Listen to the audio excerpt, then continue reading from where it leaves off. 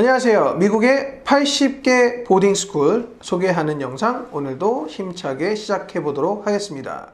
오늘 이 영상 통해서 저희가 소개시켜 드릴 미국의 보딩스쿨은요, Lake Forest Academy라고 LFA라고도 이제 약자로 이제 칭해지는 학교입니다. Lake Forest Academy는요, 1857년에 일리노이 주의 시카고가 이제 대도시죠. 시카고에서 약 한 40분 정도 떨어진 소도시 레이크 포레스트라는 시리의 조금 소도시에 위치하고 있는 남녀공학 학교입니다. 원래는 이제 전통적인 이제 예전에 보딩스쿨처럼 남자 학교로 먼저 시작을 했다가 1974년도에 여자 학교인 이제 페리홀이라는 학교하고 이제 합병이 되면서 지금의 이제 레이크 포레스트 아카데미의 형태를 이룬 남녀공학이 되었습니다. 이제 미국의 이제 학문은 중서부, 영어로 이제 미드웨스트라고 표현을 하는데, 이제 미드웨스트에는 이제 일리노이 주가 이제 포함이 되어 있어요. 시카고 포함해서. 그 안에서는 이제 그 지역의 명문 학교로 최고의 college preparatory school, 대학 준비할 수 있는 학교로 명성을 날리고 있는 학교입니다. ESL 프로그램을 제공을 하기 때문에 국제 학생들에게도 실질적으로 처음에 적응하거나 아니면은 이제 영어를 어느 정도 잘 하지만 그래도 이제 네이티브 스피커들에 비해서는 조금 부족한 부분, 그리고 영어를 뭐 네이티브처럼 한다 하더라도 뭐 아카데믹한 라이팅이라든가 이제 이런 부분들이 이 ESL 프로그램을 통해 있기 때문에 좀 서포트를 많이 받을 수 있는 학교 중에 하나입니다. 규모는 약 한 435명 정도로 최근 집계가 됐고, 그 중에 이제 국제 학생이 약 한 26% 정도 되고 있고요. 이제 각 학년당 대략 한 100명 정도 남짓 된다고 보시면 되고, 최근 졸업생이 한 100명 정도 됩니다. 보딩률은 거의 반반입니다. 데이 학생들이 52%, 그리고 보딩하는 학생들이 48% 정도 되고요. 규모는 이제 한 클래스당 평균 사이즈가 한 12명, 조금 더 많을 수도 있고 적을 수도 있고, 근데 평균 클래스 사이즈가 12명입니다. 선생님과 학생의 비율이 약 1대6 정도 되는 학교이고요. 그렇다 보니까 이제 학교의 이제 특색 자체가 약간 미드 사이즈의 학교고, 그리고 선생님과의 비율이 약 한 1대6 정도 돼서 학생 하나하나에게 좀 관심을 잘 받을 수 있는 그런 학교 중에 하나며, 또 중부, 중서부, 미드웨스트 지역에서는 사실 이름발 날리는 학교 중에 하나입니다. 그렇죠. 이제 사실 우리가 동부 지역이 아니고 뭐 중부 지역에 있는 학교 중에서 이제 명문을 찾아라 라고 한다고 그러면은 글쎄요, 많이 없어요. 그래서 특히 이제 좀 추운 곳으로 이제 보면은 뭐 크랜브룩이라든가 또는 뭐 레이크 포레스트라든가 또는 뭐 세터기라든가 뭐 이런 학교들 빼놓고는 뭐 또 있네요. 저기 오하이오 쪽으로 가게 되면 웨스턴 리저브 뭐 이런 학교들도 있는데, 이 정도 학교들 외에는 사실은 이제 좀 말하기 좀 그렇죠. 뭐 초명문 또는 이제 명문이다라고 얘기하기가. 근데 이제 레이크 포레스트는 이제 지금 말씀하신 것처럼 이렇게 이제 갖춰져 있는 형태로만 본다 그러면은 동부에 있는 명문 보딩 스쿨을 딱 시카고 옆에다 딱 갖다 놓은 거랑 비슷해요. 그런데 저는 이제 사실 이 학교에 이제 많은 학생들을 이제 보냈었죠. 이제 보냈었는데 요즘은 이제 뜸한데, 뭔가 많이 보냈었어요. 그리고 학교에서는 이제 ESL 프로그램이 있는 것처럼 이제 영어가 좀 부족한 학생들도 이제 학교에서는 이제 그 학생의 뭐 어떤 인성적인 부분이라든가 아니면 미래의 가능성이라든가 이런 거를 보고 웰컴하기 때문에 학생들 영어가 좀 부족한 학생들이라도 저희 통해서 이제 지원하게 되면은 좀 더 좋은 결과 오지 않을까, 뭐 이렇게 말씀드릴 수 있을 것 같습니다. 네, 약간 이제 아카데믹적을 좀 이제 살펴보면요, SAT 평균 점수가 1410점, 그리고 ACT 평균 점수가 30점. 이 부분 보고 학교 정말 아카데믹하고, 아이들에게 이제 뭐 인성이라든가 이런 가능성에 대한 발전, 이런 부분, 코커리큘럼 이런 부분도 많이 서포트하지만 정말 기본적인 그런 아카데믹 부분이 정말 잘 되어 있구나. 그렇죠. ACT 30점이면요. 그렇죠. 중부 지역은 사실 SAT 시험을 잘 안 봐요. 그래서 SAT는 아마도 인터내셔널 애들 중심으로 아마 본 데이터이기 때문에 이제 굉장히 점수가 높은 거고, 뭐 중국 애들이나 한국인 애들은 대부분 다 1400 넘어가니까. 근데 이제 ACT가 중요하거든요. 근데 ACT 점수도 지금 30점이 넘었다라는 것은 동부에 있는 명문 보딩스쿨, 우리가 이제 탑 20위 내에 있는 학교들 중에서도 30점 안 되는 학교도 있어요. 그래서 이제 보통 31점 이 정도가 이제 그 탑 학교들의 이제 스코어인데, 이 학교에서 30점 나왔다라는 것은 학생들 수준이 굉장히 올라와 있는 학교다라고 이제 볼 수 있습니다. 네. 또 이제 학교의 프로그램 중에 제가 약간 저에게 약간 좀 특징적으로 다가왔던 게, 이 학교의 이제 컨셉이 글로벌입니다. 그래서 학생들에게 이제 정말 넓은 세상에서 정말 높이 멀리 보자라는 그런 교육 철학으로 학생들을 가르치고 있어서인지 라는 그런 프로그램이 많습니다. 그래서 크게 네 가지가 나눠져 있는데, 대부분 이제 학교에서 이제 글로벌 무슨 이런 프로그램 하면 대부분의 교환학생 프로그램만 있는데, 이 학교는 뭐 당연히 이제 그 네 개 중에 하나가 이제 교환학생입니다. 그래서 뭐 5주짜리 짧은 썸머에 가는 프로그램도 있고, 아니면 이제 한 학년을 다 통으로 해서 뭐 10학년, 11학년, 12학년 중에 뭐 가는 프로그램도 있고, 그런 이제 그 네 개 중에 하나가 그런 그 교환학생 프로그램이고요. 글로벌 에듀케이션이라는 프로그램이 있고, 또 글로벌 컨센트레이션이라는 프로그램이 있고, 또 커리큘러 트래블이라 그래서 뭐 이제 근교에 또 이제 나가서 이런 하는 프로그램들도 있습니다.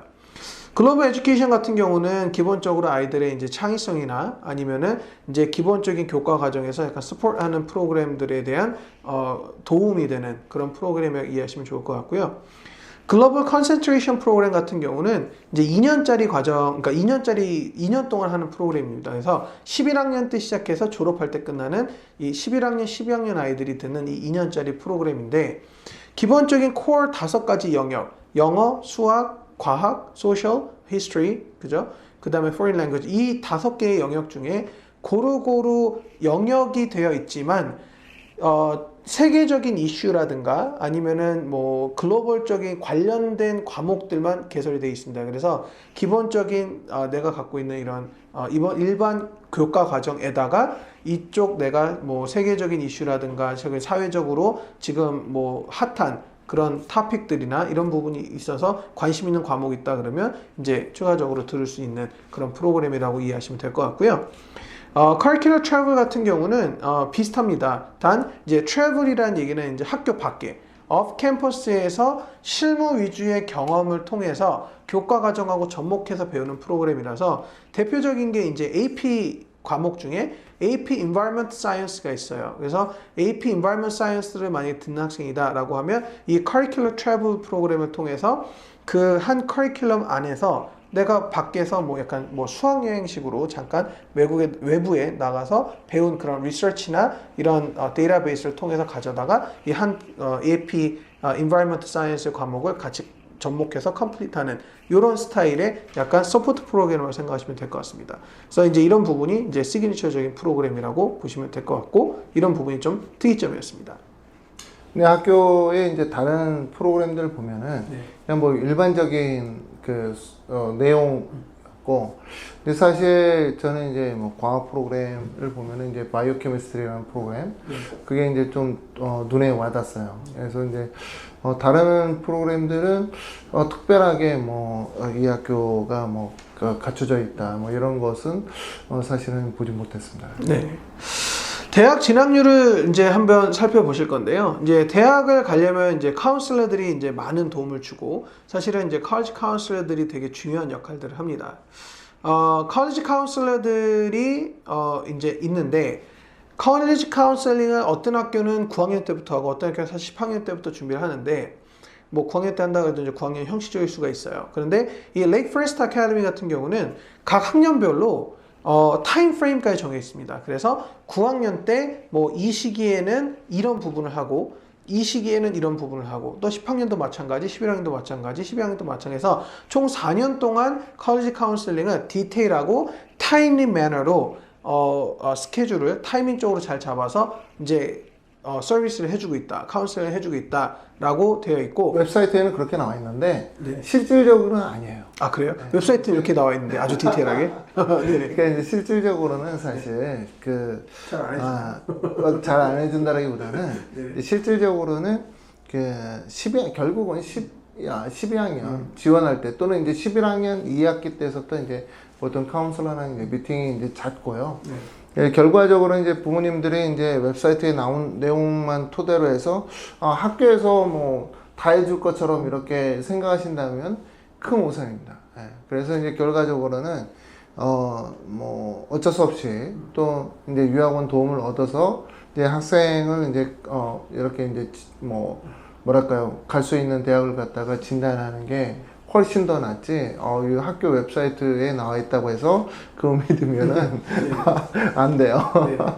예, 예. 네. 사실은 이제 웹사이트 내용 같은 경우는 사실 국제 학생을 베이스로 만든 것이 아니고 사실 미국 아이들까지 다 통틀었기 때문에 그러다 보니까 이제 카운슬링 자체도 그 지역 동네들만 추천받아요. 그래서 저희 학생 이렇게 대학교 지원할 때 뭐 그 학교에서 이제 이렇게 뭐 컨설팅에서 이제 받았다라고 하는 추천 학교들 리스트 보니까 다 그 지역에 있는 그 동네에 있는 학교들 뭐 이렇게 중심으로 해서 이렇게 받았더라고요. 그래서 저희가 다 바꿔놨는데 그래서 이제 결국 이제 좋은 대학교 갔죠. 네, 그래서 포인트는 웹사이트에 나와 있는 거를 100% 다 믿지 말아라. 네, 그리고 전문가와 함께 상담을 하심이 유리하다라는 게 포인트였습니다. 자, 그러면 진학한 학교를 잠깐 보겠습니다. 아이비 진학률을 제가 계산해 봤는데 약 한 4% 정도로 이제 집계가 되고 있고요.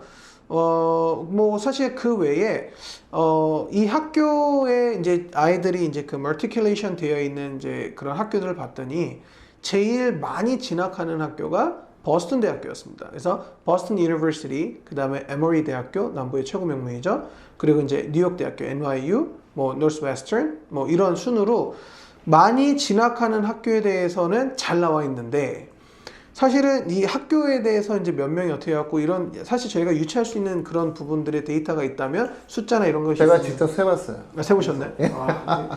제가 직접 세봤는데 이제 2019년도에 이제 101명의 학생들이 이제 졸업을 했어요. 101명의 학생들 졸업해서 이제 아이비 진학은 이제 말씀하신 대로 이제 4%.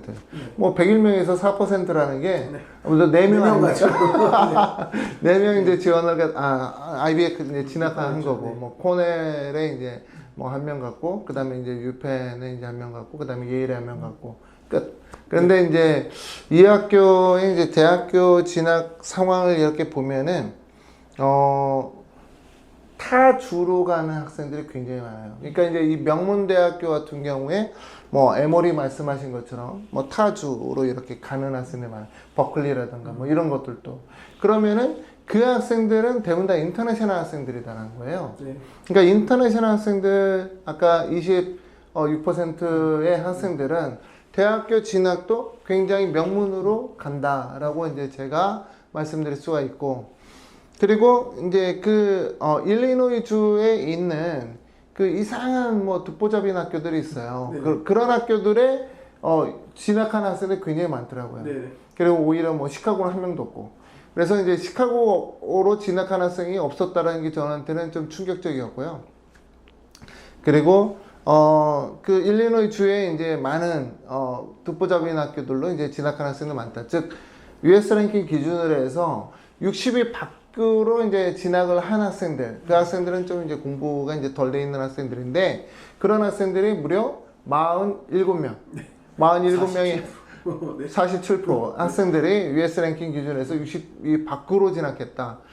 이게 이제 이 학교고, 그 다음에 이제 다만 명문으로 간 학생들, 명문으로 굉장히 많은 학생들이 타 주에 있는 명문. 아까 이제 말씀하신 것처럼 이제 보스턴 유니버시티나 이제 보스턴 컬리지나 뭐 이런 데로 이제 에머리 대학이나 이런 데로 이제 간 학생들이 있는데 이제 그런 학생들은 이제 타주에 있는 학생들 또는 인터내셔널 학생들인 거죠.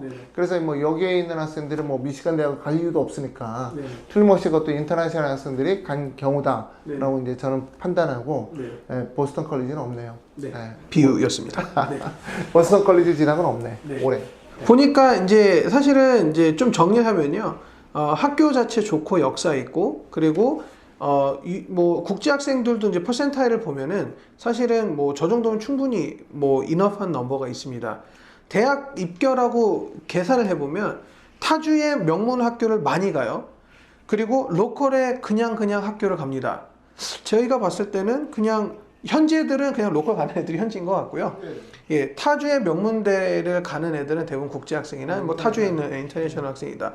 다른 보딩스쿨도 마찬가지예요. 그러니까 다른 보딩스쿨도 이제 대학교 진학 현황 보셨을 때 이제 로컬의 명문 주립대학을 잘 가는 학교가 이제 사실은 그 지역의 명문 학교다라고 보시면 돼요. 그래서 뭐 이 학교도 사실은 UIUC로 몇 명 갔냐, 이게 이제 굉장히 중요한 포인트이기도 하죠. 네네.